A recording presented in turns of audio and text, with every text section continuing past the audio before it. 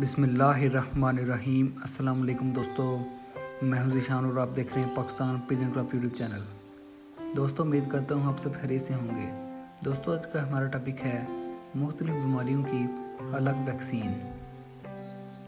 दोस्तों, वीडियो शुरू करने से पहले आपसे दरख्वास्त है हमारे चैनल को सब्सक्राइब लाजमी करें। दोस्तों, हम PMV की वैक्सीन करके ख़ुद को मुतमईन कर लेते हैं कि अब फ़लाँ मुद्दत तक ये वायरसी बीमारी कबूतरों में नहीं आएगी, लेकिन बाज़ औक़ात कोई दूसरी वायरस की बीमारी जिस्म में दाखिल हो जाती है, जिसके वायरस को रोकने के लिए जिस्म में इस वायरस की एंटीबॉडीज़ नहीं होती, जिसकी वजह से कबूतर इस वायरस की बीमारी में मुब्तला हो जाता है। मिसाल के तौर पर आँखों का वायरस, पैराटाइफाइड का वायरस या किसी और बीमारी का वायरस जिस्म में दाखिल हो जाता है। दोस्तों, हमने जो वैक्सीन की हुई है वो सिर्फ PMV यानी लकवा जोला की हुई है। उसकी एंटीबॉडीज़ दूसरे वायरस को ख़त्म नहीं कर सकेगी, क्योंकि वो खालिस लकवा जोला के लिए बनी हुई है। तो लकवा जोला की वैक्सीन से बनने वाली एंटीबॉडीज़ किसी भी दूसरी बीमारी के जरासीम के ख़िलाफ़ काम नहीं कर सकेगी।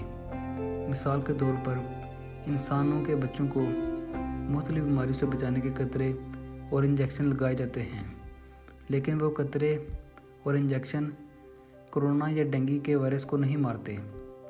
कोरोना और डेंगू के वायरस को मारने के लिए कोरोना और डेंगू की वैक्सीन अलग से लेना ज़रूरी है।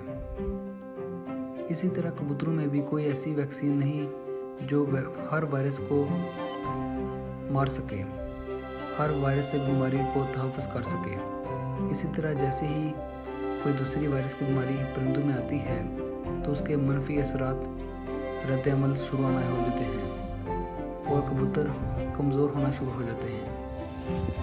दोस्तों, आज की वीडियो यहीं तक थी। उम्मीद आपको पसंद आई होगी। दोस्तों, वीडियो पसंद आने के साथ वीडियो को लाइक करें, चैनल को सब्सक्राइब करें और साथ घंटी के निशान को भी दबाएं।